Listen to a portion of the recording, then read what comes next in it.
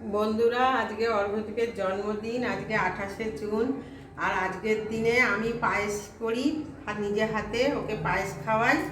আর আমাদের ছোটোর থেকে এইভাবে নিয়ম হচ্ছে। আমাদের জন্মদিনে কেক আনা হয় না এবং মাংসও হয় না। মাংসটা আমরা খাওয়াই না আর কেকও হয় না। সেই জন্য অর্ঘদীপকে নিজের হাতে পায়েস বানিয়ে কাজু কিশমিশ দিয়ে আজকে অর্ঘদীপকে খাওয়ালাম, কারণ ওর আজকে জন্মদিন। আর তোমরা ওর পাশে থেকো বন্ধুরা, আর ওকে অনেক ভালোবেসো। তোমাদের প্রতি আমার অনেক ভালোবাসা রইল। আজকে অর্ঘদীপের জন্মদিন, ওর জীবনটা যাতে ভালোভাবে কাটে, ও সারাটা বছর যাতে ভালোভাবে চলে, ও সেইভাবে তোমরা ওকে ওর পাশে থেকো আর ওকে বড়রা ওকে আশীর্বাদ দিও।